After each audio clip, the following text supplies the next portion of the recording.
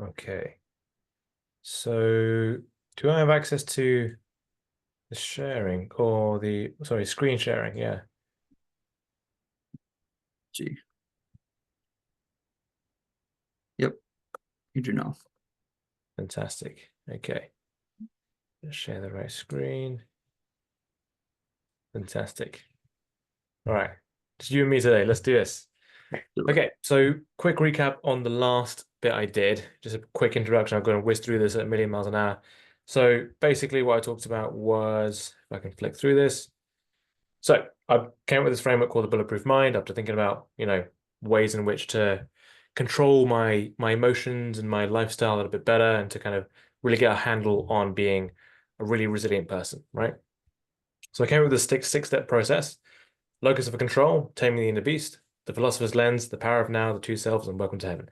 Really cryptic titles, really kind of intriguing titles, but intentionally so because I want people to be interested in these concepts. And I think these are the most important ones for me to kind of get across the message that I want to get across when I'm talking about this kind of thing.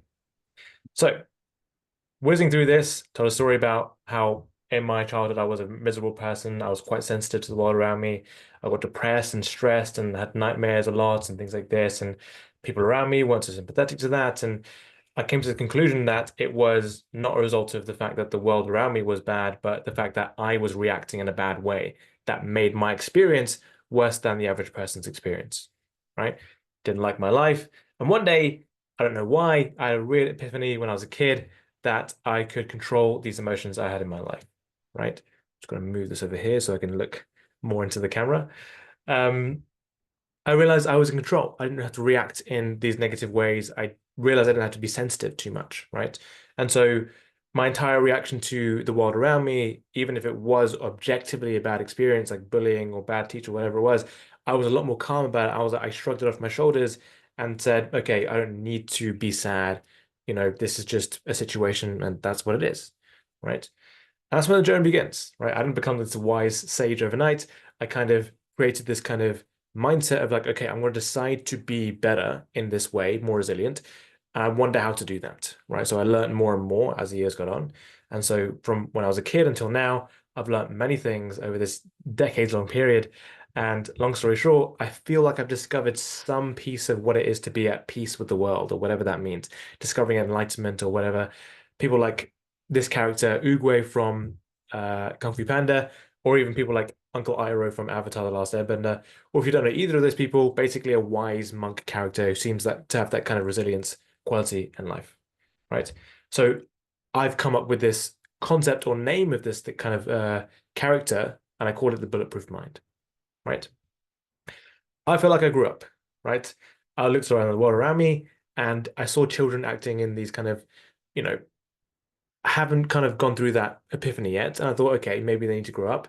But then I saw adults acting that way, and I thought, okay, that's strange as well. Maybe it takes a different kind of, well, I don't know. I don't know what to think about it at the time, right? I saw people around me who are angry a lot, and I found them very scary. I saw people who are very anxiety prone. I found them quite annoying.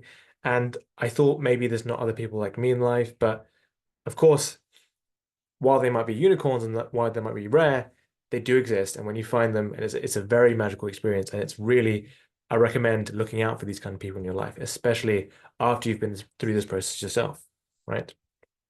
So the effect you have on others is very magnetic. You really attract people towards you. I've experienced it in my life and experienced it in the lives of the people who I feel have had this kind of change in their lives and decided to be this kind of person.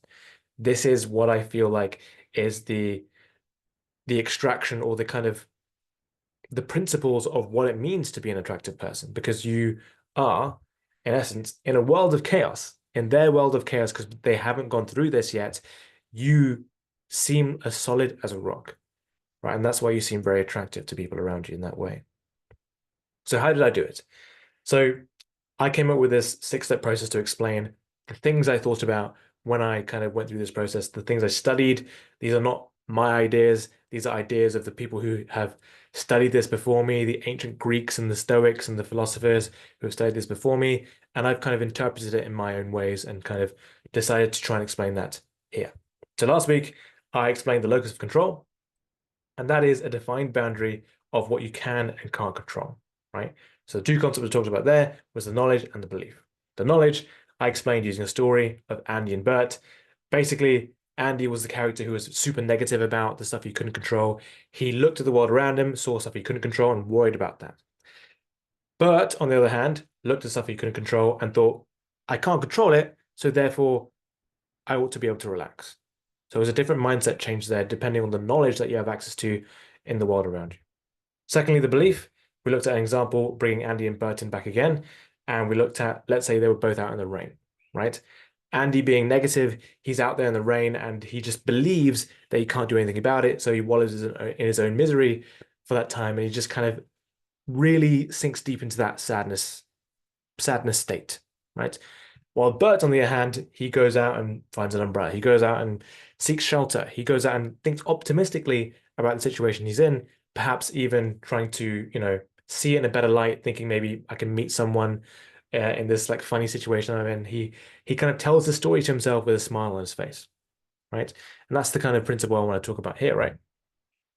You can choose what you can and can't control. This line between the boundary of us and what we can't control is malleable. We can decide that, right? And we talk about people like, who bring this to ultimate levels, right? Like Elon Musk or Bill Gates or these people who just seem to transform the world around them because of how much they believe in what they can do, right? And so combining these, having that relaxed attitude of the knowledge and the can-do attitude of the belief, we arrive at the state where we get to the happiest point that we can get to with this. And it's beautifully summarized in this little quote called the Serenity Prayer. And it goes like this: God grant me serenity to accept the things I cannot change, courage to change the things I can, and wisdom to know the difference. And so that's where we come to conclude that section there of the locus of control. So that's where we come to taming the inner beast. And I'm going to stop talking at a million miles an hour now and slow right down. I say that mostly for myself because when I get going, I tend to keep speaking at that speed. And so I need to kind of like breathe a little bit there. So, Taming the Inner Beast, again, another cryptic title, is about emotions.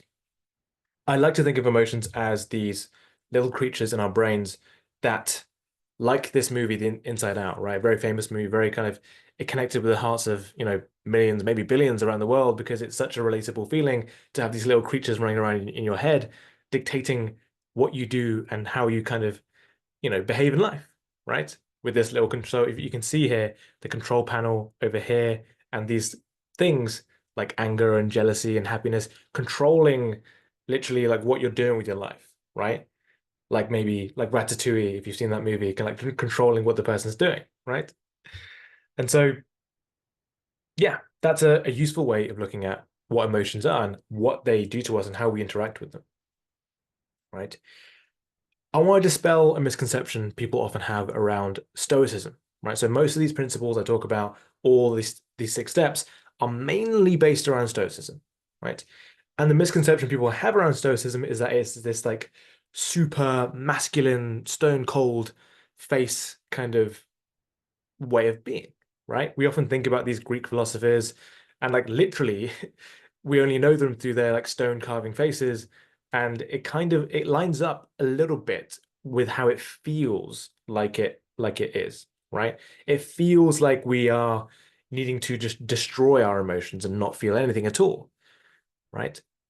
And it kind of goes along with that masculine vibe as well, because, well, I guess as men, sometimes we are more, or sorry, we're less skilled with emotions. Women are definitely better with that, better with socializing, better with people. Men tend to be better with things. Of course, that's a generalization. It's not true. Of course, there's, you know, outliers there, but men tend to find it easier to kind of get along with stoicism because they perhaps have an easier time controlling the very little emotion that might be there, that might be present, right? I'm not saying men shouldn't have emotions. I'm saying that men are often worse with their emotions and worse with socializing.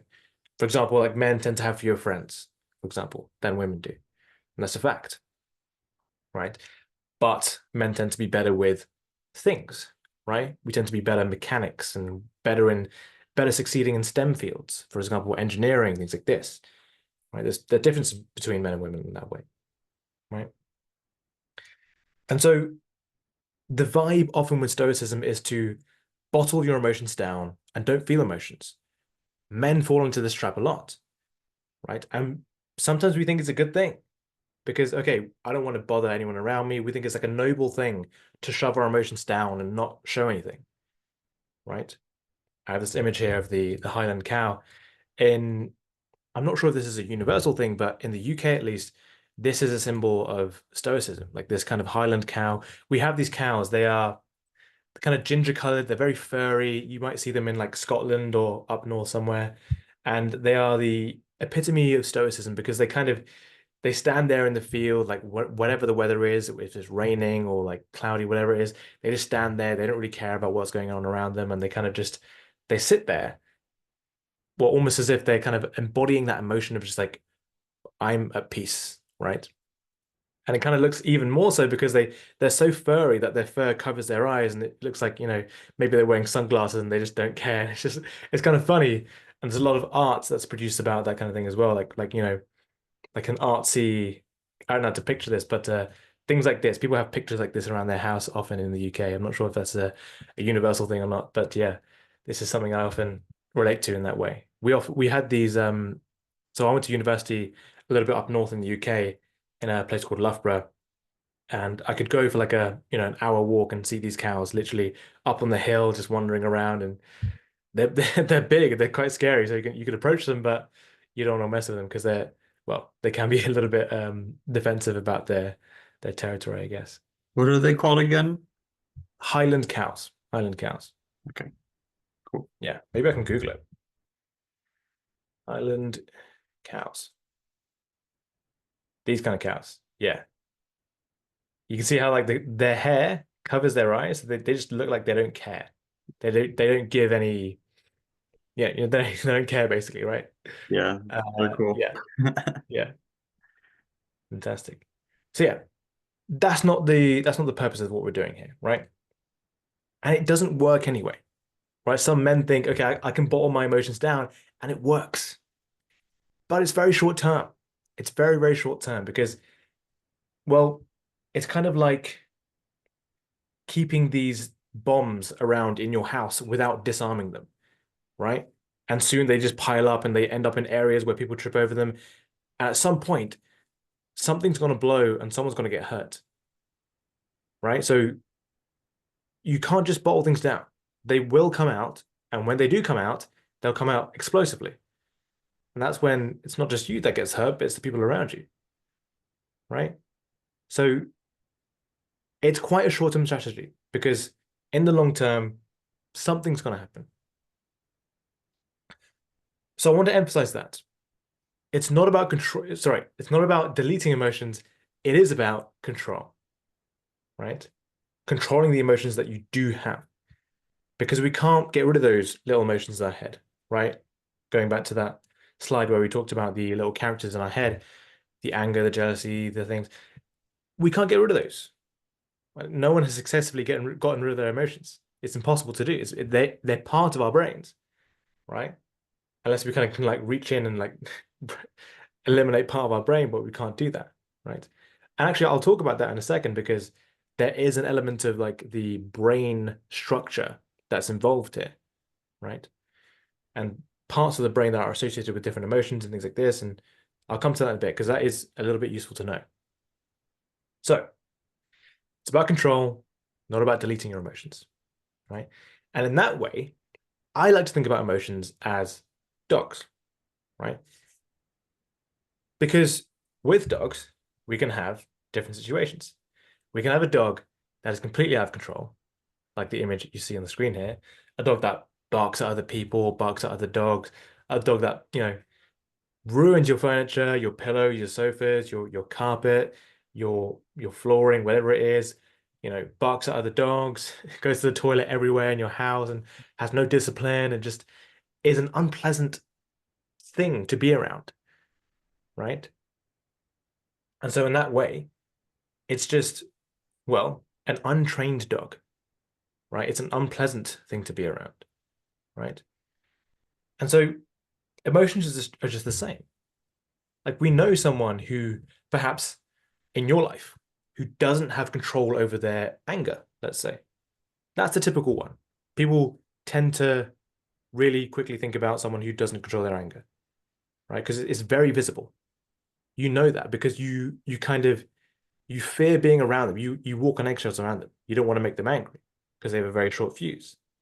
And they do things like they break things here and there. Maybe they shout at you or something like that. And so you quickly learn the lesson in life. It's almost a survival strategy to be aware of these people who have a short fuse. But similarly, with sadness, with happiness, with anxiety, if someone doesn't control them, these emotions, it's like that dog we saw here, right? Without the control, it's just a wild animal that it's just like it's an unpleasant experience for you, right? And in that way, these dogs can be like monsters. You can become like a monster when you're in that state, right? Well, who's in control? Is it the dog or is it you? And when that dog's in control and it's a wild animal and it's an unpleasant emotion like anger, a dangerous emotion like anger, you can become like that monster. And this is a serious note here. I know I like to like laugh and joke sometimes, but this one's pretty serious because you really can become that kind of person in someone's life, especially to those who are young or more vulnerable in life, who can't defend themselves.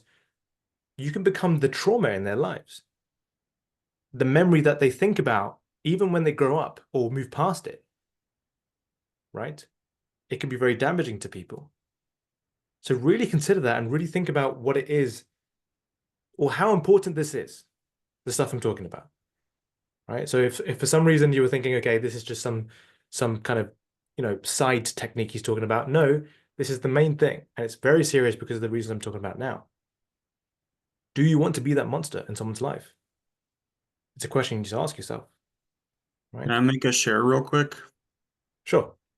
So, I actually was the monster in my son's life, about a year ago, where I did not control my anger and I got very upset at him, and it has affected him since then. And yeah, so I resonate with that part a lot, and it is very deep for me because that's my son. I love him so much, and I can't take back what I've done. I can only learn from it and continue to grow. But yeah, I just wanted to make that share because it's pretty deep, man. It Yeah. sucks. So Yeah. Thank you for sharing that. I really appreciate your honesty in that. yeah. Yeah.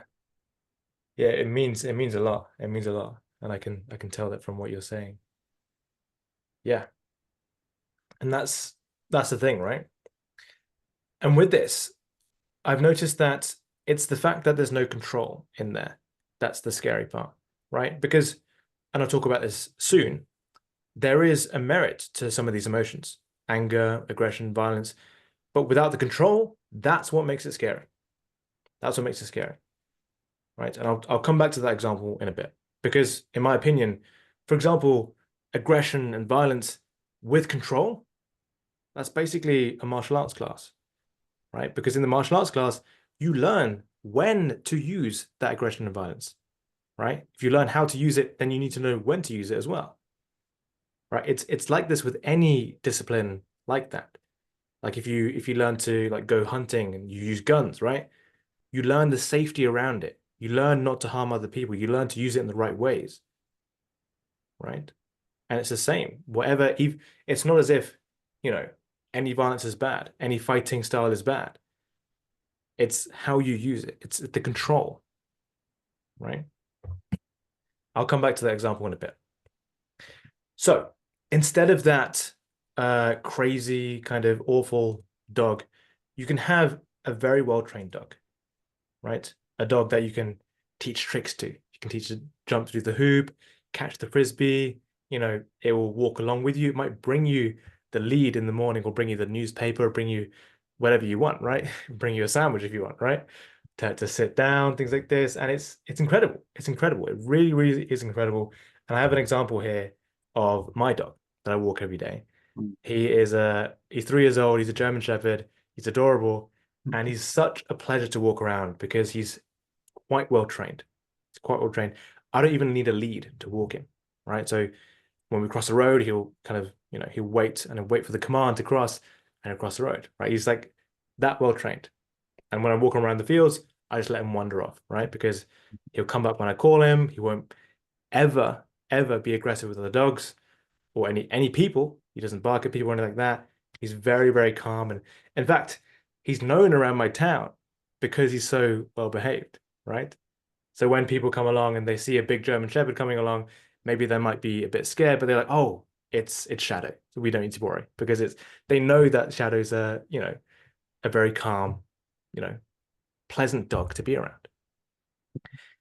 And it's like that in life, right? When when someone or something is really well behaved, like exceptionally so, it becomes this like you get a name for yourself in that way. Let's say like there's a kid who's really well behaved, right? People just like that kid because the kid's well behaved, right? The same with the dog. The dog's well behaved, people love this dog, right? And life as well with your emotions. If you train your emotions really well, people just love being around you because there's no sense of fear, there's no sense of anything potentially going wrong or anything like that. Like it's you know what to expect and you know that they will try their best to be the best person that they can, right? It's such a lovely experience. And maybe you can think of someone in your life that might be like that. Someone who you look forward to seeing, someone who perhaps you like being around just because of who they are. And this is the effect that you can do, that you can have, right? It's the opposite end of being that monster, right? Once you have that control, you can transition to being this, well, whatever the opposite of a monster is, right? Like the cute puppy dog or like the lovely human being, right? The angel, let's say, right? So I want to focus here as well on the fact that the belief side in this equation, right? Emotions can be trained, right? It's the belief. So, like I talked about in the last session, it's the belief, like in the locus of control, the belief of what you can and can't control. And emotions are part of that. So you need to believe that you can control your emotions because, well, so many times in life, people don't believe that. And it's understandable because, well, here's the thing, right? People say in life that people don't change. And while that is true for 99% of cases, it's not always true. Like if I can make an addendum to that phrase, I might say most people don't change, but some do, right?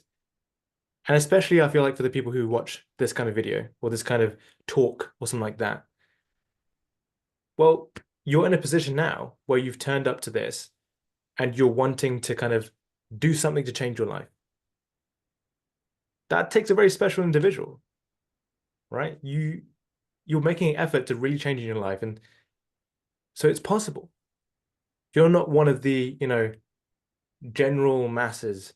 I don't mean to make it seem like it's us versus them, but there's a difference there, right? A lot of people you come to realize in life, a lot of people just are just content being themselves and they don't want to change for better or worse, right? They're just comfortable with who they are. And that's we shouldn't we shouldn't force them to be any different. But if they want to be different, they can be. And you and I really want that, and we can make that change, right? And it's understandable to believe the other way because maybe if someone grows up and they know someone when they're young who is who has a short fuse, and then they grow up and the person still has a short fuse, and they grow up even more, person still has a short fuse, that tends to be a case, right? And so it's natural to believe that people can't control their emotions because that's what they see in their day. But in life, we can do this. I know I've made this change in my life, and I've seen it in other people too. It's rare, but look out for it and you will spot it. It will take some time because people take time to change, And it's very rare that someone does. So you need to observe a lot of people across time to know about this kind of thing. But it does happen, I promise you, especially for people who watch stuff like this. And it's a real sense of peace. And I cannot begin to describe to you what it's like in words because it's difficult. It's a real when you're at peace with your emotions, when you can control your emotions, you feel that sense of the strings being cut, right? As if you were a puppet before, and perhaps in a way you feel these strings being cut that you didn't even know were there, right? Like going back to that example with the where is it here? Inside Out, right? Like with the controlling of the buttons and the levers on the platform there with your emotions doing that thing. It's as if you didn't realize that was there, and now you've taken back control of the wheel, right? You'll no longer be controlled by these external forces of your emotions controlling you, but you control your emotions now, right? So you can tell, your happiness, your anger, your jealousy, whatever it is that's on the screen now, you can tell them, okay, look, we can calm down now. Here's what we're going to do, and here's how we're going to do it, right? You're the captain of the ship. You're the captain of your own, you know, your life. And that's a real concept there. As I really want to emphasize that. It really is a sense of peace. And I always struggle to define this because it's nothing like I ever felt before. It's just a sense of just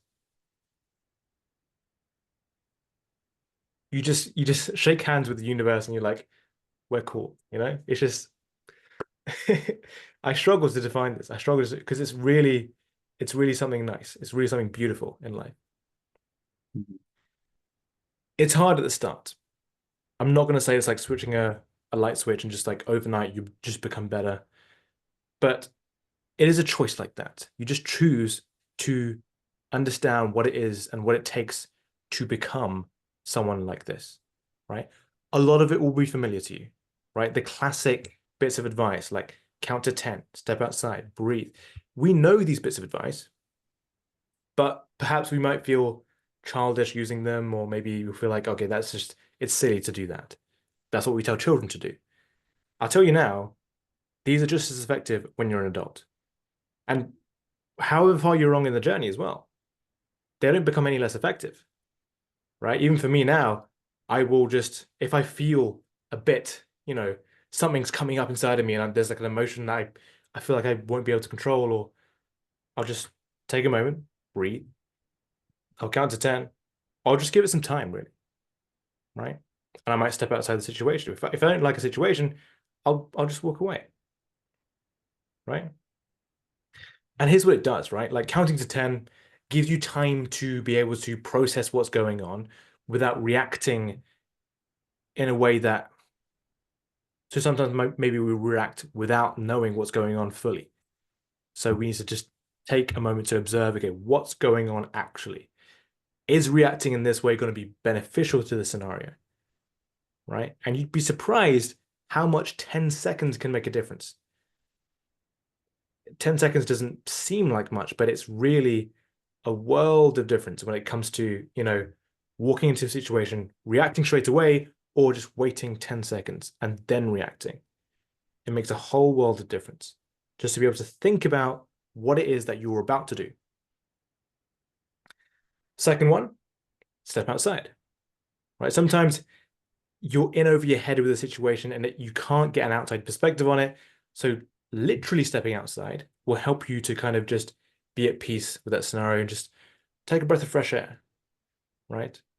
Sometimes I like to imagine, I don't know why I imagine this every time, but in like a cartoon character out in the night, like smoking a cigarette or something like that, like a cool scene like that. Of course, I'm not condoning smoking here, but it just seems cool to me to have that idea in my mind. Maybe I've watched too many gangster cartoons or whatever.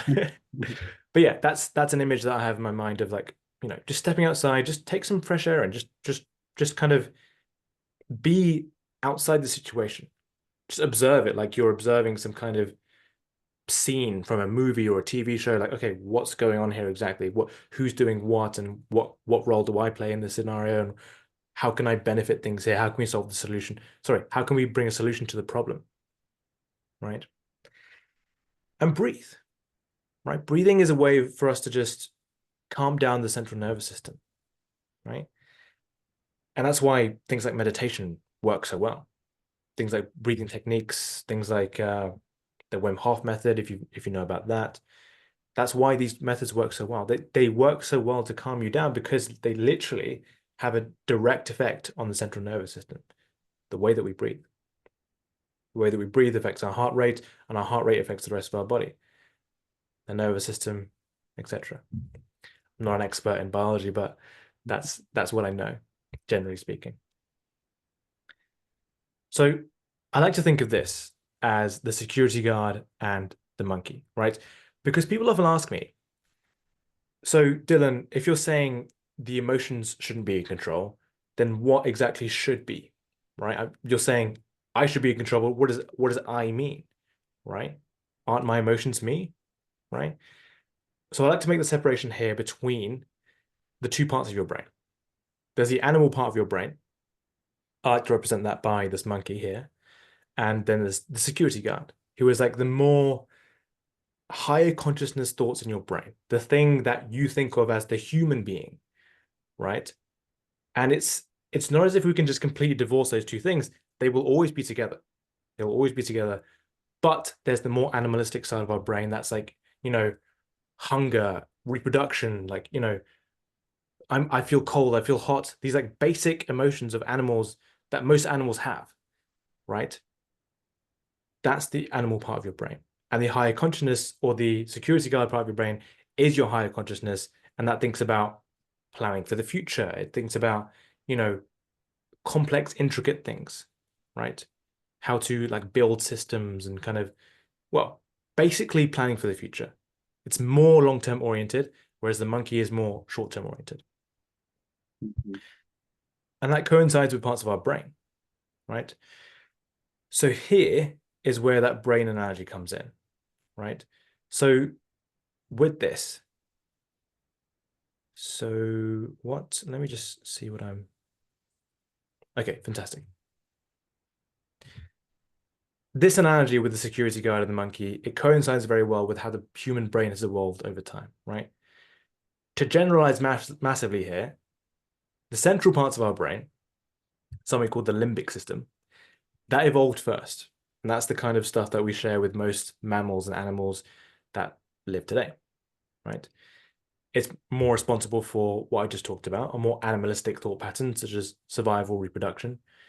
And to explain it very crudely, we can say that emotions that we feel originate from these regions, right? This is a very crude explanation here, okay? So give me a pinch of salt with this explanation. I'm not a neuroscientist here, so just bear that in mind. On the other hand, these outer regions, we can say that our more logical thought patterns originate from those regions, right? The cerebral cortex. And that evolved later on.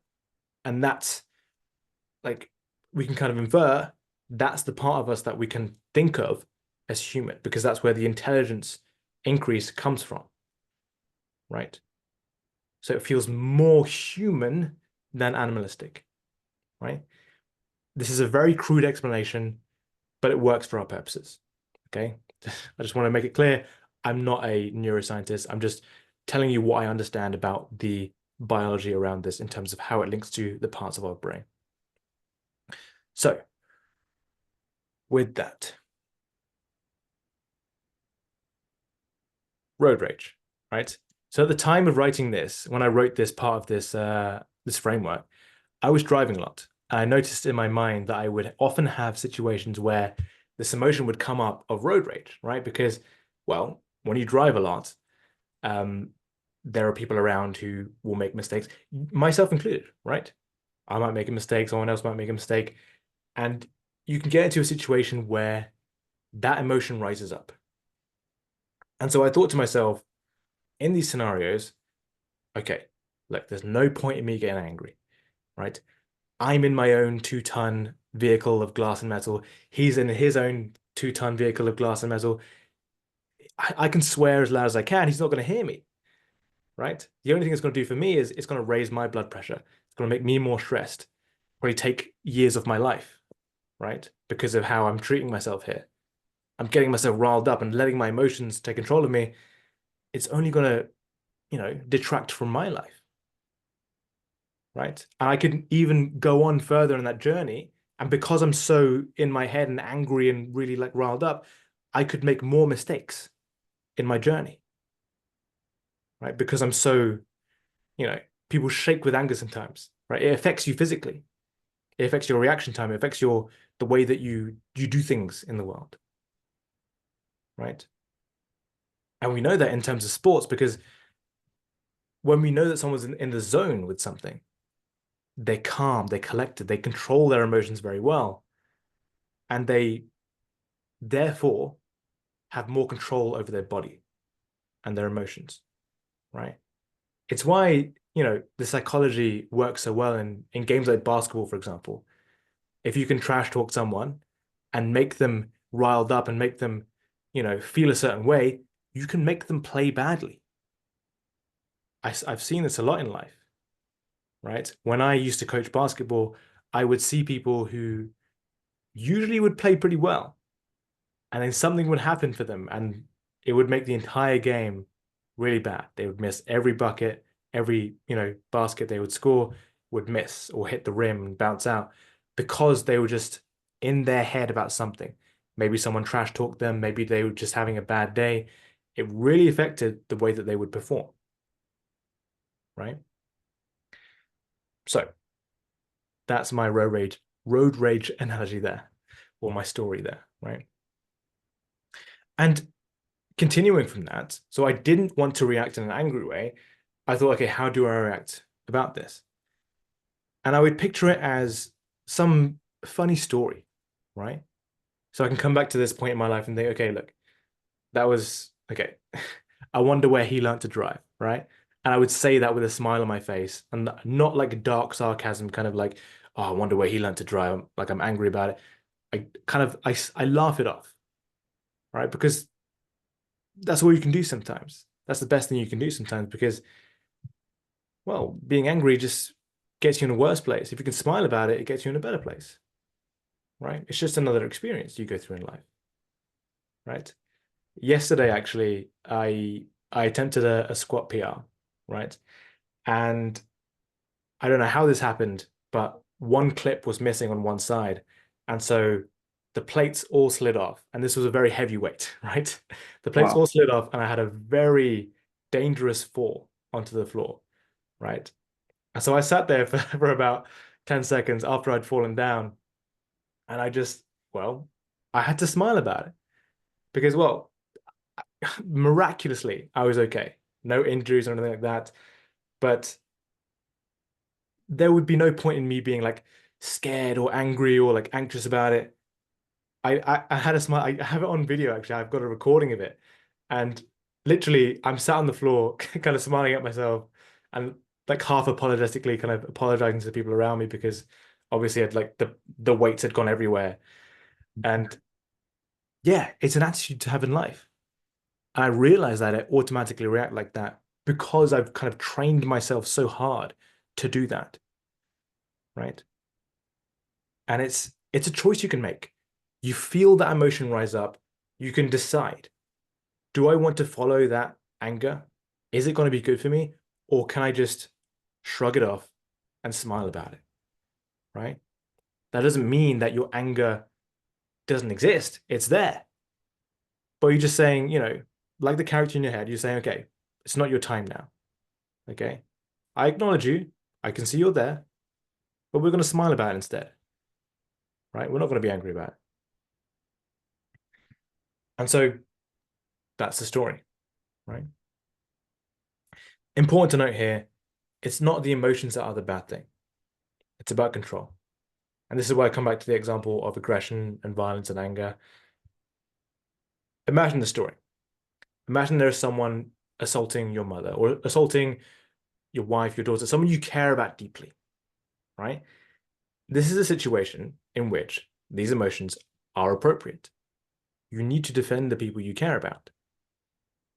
In fact, if I saw someone just standing aside as someone they loved was going through this kind of pain, I wouldn't respect them. You wouldn't say to yourself, "Oh, okay, you know, anger and aggression, they're bad emotions, so I shouldn't do anything here." That doesn't really compute with us. That doesn't really like it wouldn't be the right thing to do, right? And we can understand that. So we can understand how even these emotions of anger and violence and aggression have their appropriate use. They're not just blanket bad. There's a reason that they exist in our bodies, in our minds, and they have good uses. And I want to briefly touch upon this topic of toxic masculinity because a lot of these emotions tend to be more masculine emotions. And the narrative today is that they are bad emotions to have because they are part of this toxic masculinity narrative, right? When in reality, these emotions are more associated in the past with valiant behavior, heroic behavior, with chivalry, for example, right? And we're moving towards this direction where people are talking about these actions and behaviors as toxic masculinity. And I want to encourage you not to be an NPC here and follow along like a sheep, but think about what these emotions are and whether they are actually good or not. Because in my opinion, I think these are very valuable opinions in society, and they shouldn't be labeled this way. I very much disagree with it. And in fact, it's a made up term. People are using these terms for their own prerogative or narrative here to kind of twist how it kind of seems against men, right? Whoever these people are, they don't like men. And so they just kind of made this word up to kind of label it that way, right? So we'll look around at the people in your life, the men around you in your life. Look at the behaviors that they've had in life and how these behaviors have been good, how their strength and their power in life has been a force for good. Because it isn't always bad. Yes, there are plenty of bad examples, but it isn't always bad, right? I'm certain there are definitely situations in the past where the people in my life, like when I was a kid or whatever, maybe my dad had to, fight somebody off. I don't know what happened, but like I saw the father figures and the people in my life who were men in that way. They were strong, they were powerful, they could like do things, and that was good. That was heroic, right? Like the hero has to fight off the bad guys, and that we don't see that as bad. It makes sense. So I just want to, I don't want to get too political here, but just this message of toxic masculinity, I hate it. It's the worst. Don't listen to this kind of thing, or at least think about it and then make your mind up about it. So basically, the conclusion here is train your dogs. Okay, your dogs being the emotions you have in your brain and your mind and your life in your heart. And it results in happiness for you and for others, right? And like genuine, I really want to focus on that bit there for you and for others. Really genuinely, it has this immense sense of peace for you. It's world changing. It's world changing to know for a fact that the way that you're behaving is good for other people, good for yourself. You feel less stressed. You feel like an amazing person. You feel like a person who's doing good in the world. And the way that other people perceive you as well is like, oh, I love this guy. I want to be around him. I want to, do collaborate with him, do business with him, whatever the context is. It doesn't have to be, just romance, just friends. It can be with your career and work. If people see you in a certain way and they're like, I kind of like this guy, I want to help him out with his business. I want to collaborate with him. I want to, you know, make a deal that might make you guys like millions of dollars each, right? And that's where this kind of thing comes from. Like, because if you don't have that, then people are afraid to do that. Like, I don't know, there's something weird about this guy. People won't want to kind of make friends with you in that way. Mhm. So that's the message here. Train your dogs. The two takeaways here basically are emotions can be controlled. and that emotions are neither good or bad, right? Two takeaways there. It's a belief that you can control your emotions, and the belief that there's no such thing as a good emotion, no such thing as a bad emotion, right? For example, we have the example of well, anger we've talked about a lot today, right? We understand that a lot. We know that really well, and I think the reason why I talk about it a lot is because it's the most potent one. It's the most dangerous one. It's the most kind of like readily. I'm not sure why this is, but most often people know in their lives someone who is out of control of their anger, short fuse, or whatever it is, right? I've Mhm. been that person at times. I'm sure people watching have been that person at times. And definitely I can say you probably know someone who's been that person at times. To anger, that's reasonable, right? But even happiness, right? Perhaps with people who celebrate a bit too hard, let's say, right? Perhaps we can talk about things like, you know, if someone's aware of the the control of happiness, maybe they might celebrate a win and say, okay, you know what? Normally when I drink alcohol, things get a bit too messy for me. So I'm gonna control that and not drink and just kind of control my happiness in that way, right? It's things like that, little things like that, right? Because people say, well, you can't have too much of a good thing. Well, I believe that you can You in that can. way, you know? It's yeah, neither of these things are good or bad. You just need to control them, right? So yeah, to conclude there, basically, ask yourself the question, who's in control? Who's in the driver's seat? Is it your emotions or is it you? And that's all for today. Fantastic. Thank you very much. Next time we'll cover this topic, the philosopher's lens. Awesome. Awesome. Love it, Dylan. Thank you for Thank you. sharing all of that. Um, Any okay, so questions? yeah. So this one's anyway, I'm not gonna judge my questions. So going through these 6 steps, will this make us perfect at emotions and controlling them? Um, the idea is that it will make us better at seeking something akin to that feeling of being at peace with the world, right? I know that seems like a vague, nebulous idea, and it's always going to be more to improve, right? I Mhm. don't think people ever get to the stage of being like perfect because that's what I think that's what why we have that ideal in the first place. It's like the idea of God being the perfect being. It's like we strive towards that. It's like the goal. It's like the idea of it, right? And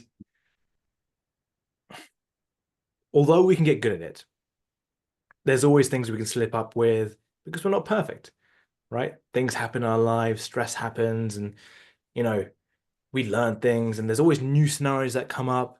So, for example, with the emotions, right? Like maybe we learn to control our anger in certain situations, but then a new situation comes up and it's new to us. And it's like, okay, we need to learn new ways of doing that. And we might slip up there. And it's a continual process. And I don't think that's a bad thing, by the way. I think that's what makes life valuable in a sense, right? For example, like if you could reach level 100 and just be done with life, then what is there more to do, right?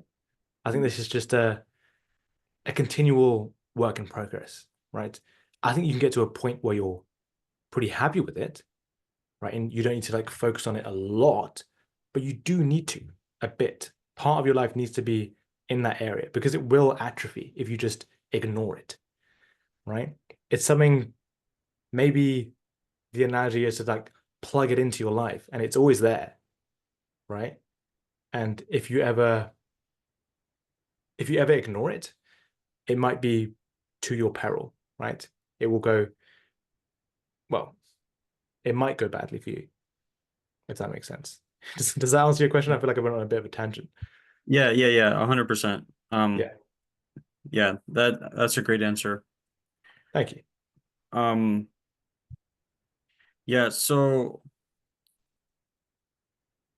yeah, I've been kind of on this journey, a similar journey on working on my emotions. I mean, that's why I do yoga, that's why I meditate, that's why, mindfulness exercises and things like that, just to, kind of gather myself and see where I am, because when you continue to do that, then you can find yourself when you're in those places like anger or, depression and like those lower leveled emotions. So when you are, for me personally, I'll speak for myself, when I'm constantly checking in to see where I am, then it's easier to check in to see where I am during those harder emotions that like anger, I feel like for me is one of the hardest ones to control because I get triggered by something, especially when I feel like people are doing the thing on purpose to trigger me. That one is like that one I've got to work on a bit. Um, Yeah. but getting to the place where, I'm mindful and I can see where I'm at, even in the situation that triggers me the most. Um, sorry, the printer's going off. But That's okay. it's where was I going with this? I got a little distracted. Um, yeah, so t taking care of mindfulness and constantly checking in, and then when I get into those places where it's like kind of rough, I have more more control or more awareness of where I am and like how I am about to react. Although again, I have I'm still working on that one. And so I guess there isn't really a question there. It was just more of a share. Um, Yeah, fair enough. Fair enough. That makes sense. I mean, how, yeah, okay. Actually, yeah, I do. Let me turn that into a question. How would you okay. handle that if you were in a situation where like you are being triggered and Yeah. and it's like maybe it's one of those triggers that's just like, hard for you to react to normally. Um, well, I mean, particularly with with the one you mentioned, where you can see it's kind of intentional that someone's trying to trigger you.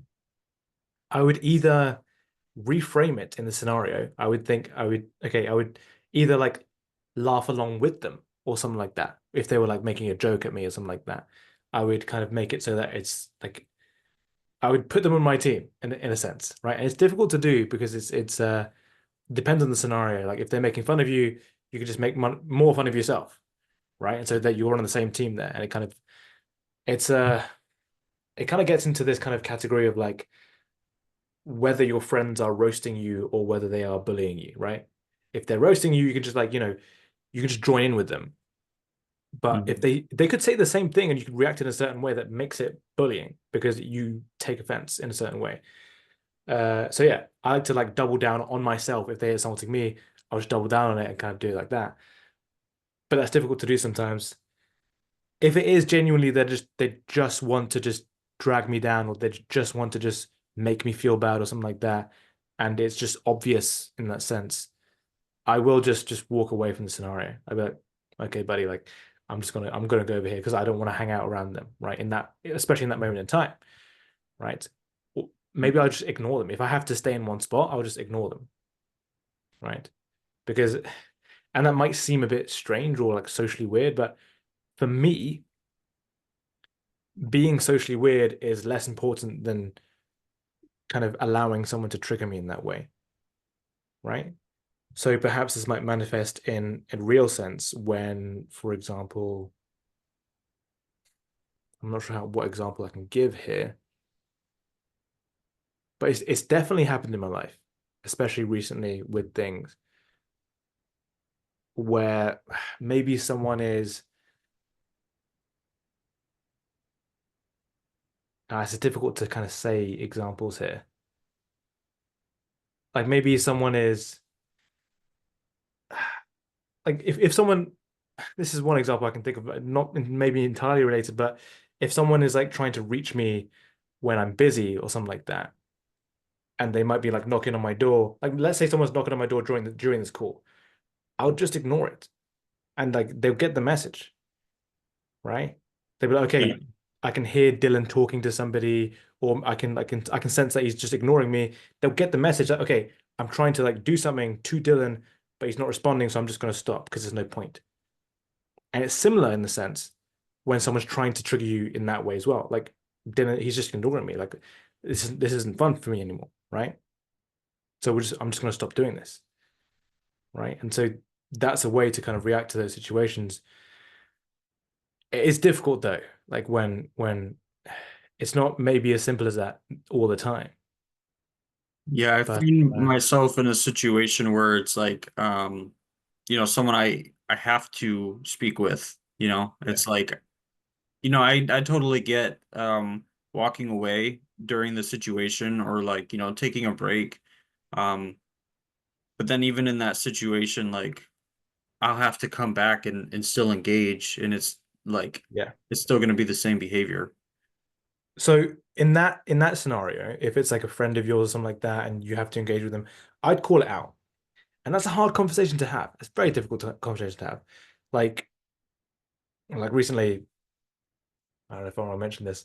Uh, so if a friend is doing a behavior that you don't like, you don't enjoy, well, it happened recently for me. I won't mention the exact scenario, but I'll say it was just a case of me being like, okay, look, you did this a couple times this week. I don't appreciate it.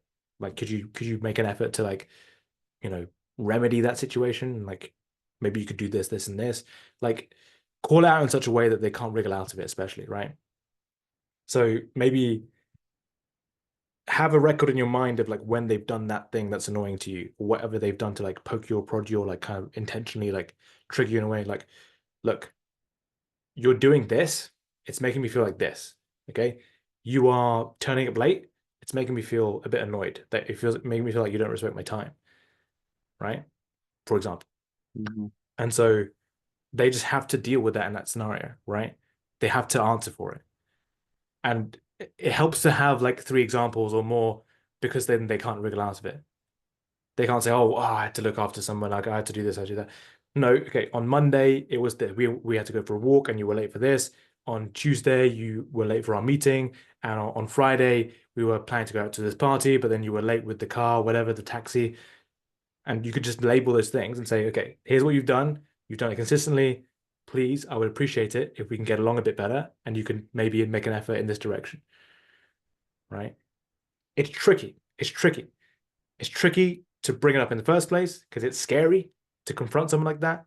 It's tricky to make them feel like you're not insulting them. It's tricky to make it so that you can both kind of look at it as solving the problem together. It's tricky. It's something to kind of it's a whole nother topic to kind of talk about conflict resolution. But it's definitely worth it. And there's a saying in life, how does it go? Hard conversations equals an easy life. Easy conversations equals a hard life. And it's Mhm. exactly about that, right? Because if you don't have those hard conversations, people will keep giving you this crap, right? People will keep giving you this like annoying stuff and prodding you like on purpose and just like taking, how do you say this in polite words here? Uh, oh, I don't know. Maybe I can just say this. Just prevent them from people from taking the piss, right?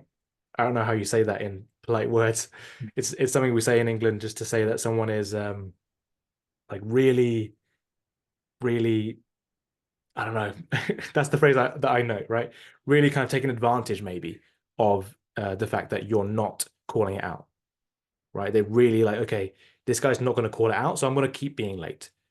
I'm going to keep, borrowing money and not giving it back. I'm going to keep being a bad friend in a certain way. Like keep taking advantage of this person, right? So I really appreciate what you're saying. And that's definitely valuable, 100%. And so just to follow up with that, that's actually something that I've done like several times. And then when I do that, the finger gets pointed back at me even yet, and I'm the bad guy, and I'm trying to argue, and I'm I'm freaking out and different things like that come up. So like that makes it even more challenging because I'm like trying to confront the situation. This doesn't feel right. This is making me aggressive or angry or whatever, and I can be calm and pointing the things out. This printer keeps going off. I don't know if you can hear it, but I can't um hear it. It's okay. okay, all right, perfect. And then yes, then I feel gaslighted. Like am I I feel the way things have happened in this way. It's happened like this multiple times. I bring it up and then I'm the bad guy still. So like I don't know, this is kind of like a lose-lose situation from what I can gather, although I'm sure that there's a way out of it somewhere. Do you have any words for that? It's this is common, right? This is common that people will say, oh, why are you complaining so much? Why are you whining about it? Like, why are you being so like it's common for people to reframe it to be your fault, right? No matter how that comes up. But you have to have a conviction. That's the word I'm looking for, right? A conviction about what it is you're saying. Like, okay, like before you come in, maybe just like think about what you're saying and like write it down, maybe. Just be like, okay, this person's definitely wrong, right? Or maybe not definitely wrong, but like I genuinely feel this way. That's a fact. I feel this way about what this person's done. Here's the fact of what they've done. They've done that. That definitely is true. Here's how I feel. That definitely is true. If you just present them with that, then well, they either accept it or they'll say like it's your fault, or they'll say, okay, why are you whining about it? Why are you making a big deal about it? Things like this. And you can say, well, it's a big deal to me, right? And so if we want, if not if, but like I'd like to continue this relationship that we have, but if it's going to continue being like this, then I feel like you're not respecting my time or whatever the scenario is. You're not respecting my boundaries, whatever it is, right? And so it requires some conviction because, well, I guess these people are good at manipulating emotions when they kind of convince you that you're the bad guy. They convince you that you're whining about it. They convince you that you're being a pain by complaining about these things. It's not a big deal. Like you shouldn't make a big deal about it. You're making my life hard by complaining about this little thing, right? They'll frame it that way, right? Oh, you're complaining about this little thing. You're being so whiny about it. You're making a mountain out of a molehill, right? And it's well, you've got to stick your ground. You're like, no, this is not a small thing to me. Okay, you might see it as a small thing, but for me, this really annoys me. Okay, so it's not. I'm not making a mountain out of a molehill here. This is a big thing for me. Okay, and I'd appreciate if you listened, and I'd appreciate if we can communicate about this, right? And just you really have to stand your ground. And I'll say it again. This is hard. It's not easy. It's really, really difficult. It's taken me a long time to learn how to do this, especially growing up as I used to be a shy kid. I wasn't good at that at all. I had to learn to do it over time, especially with people around you who are like maybe in positions of power, like your boss, your parents when you're younger, or maybe even when you're older.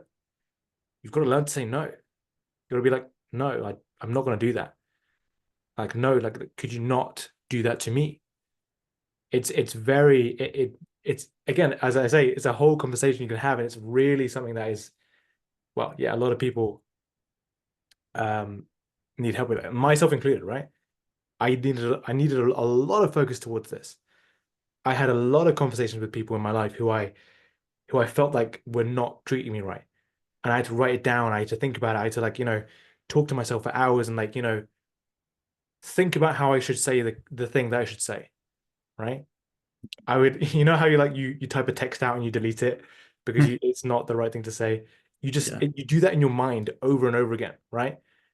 So you think, okay, maybe I'll say this. Oh no, maybe that wouldn't be the right thing to say because it will make him feel this way. Maybe I should say this.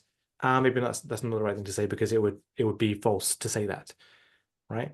So you think about, okay, what's the exact right thing I could say? Is it 100% true? Is it going to make him feel, you know, the best way or the best chance of him being convinced of this thing that I'm trying to say, right? Am I respecting him? Am I kind of treating it so that it's the best likelihood of success possible, right? It takes some thinking. It takes some real thinking to kind of build that together. And it's hard. It's hard. It's I know I can say this and it makes it sound easy, but it's hard. In practice, it's hard. Like, it's been hard in my life, and it will be for me as well in the future. But as you do things more, you get better at them. That's just a rule of life. So if you're not good at it now, it's a skill you need to learn. It's necessary. You need it. Otherwise, it's hard to be successful in life. That's what I'd say. Yeah. Yeah. That's awesome. That's a really great response. And Thank there's a you. lot of value in that. I just noticed the time we're a little bit over. So we can wrap this up. Um, Fantastic. but Dylan, thank you so much for coming on and sharing your presentation and answering some questions. And yeah, this was valuable to me, and I know it will be valuable to the viewers as well. So thank you. Thanks. I appreciate your time. Yeah, of course. I'm gonna stop the recording.